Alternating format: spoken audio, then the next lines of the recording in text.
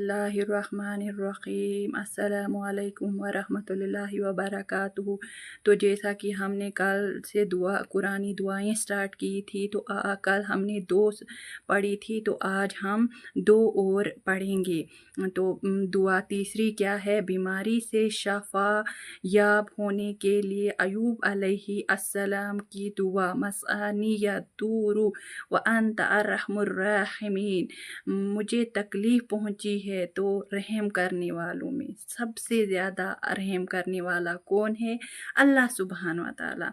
मसाइब और मुश्किलात से नजात हासिल करने के लिए यूनुस अलैहि वसल्लम की दुआ। कौन सी दुआ पढ़ी थी यूनुस अलैहि वसल्लम ने? तो वो दुआ है, ला इलाहा इल्ला अंत सुब्हानका इन्नी कुन्तु मिनज़ ज़ालिमीन।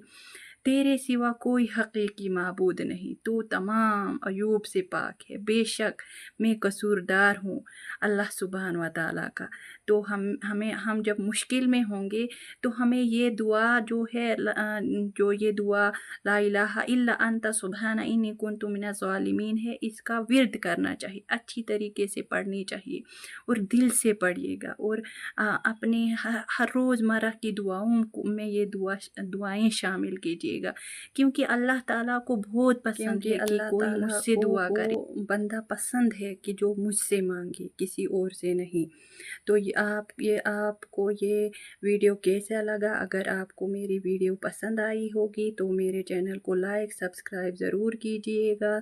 जज़ाकल्लाहु खैरन कसीरा।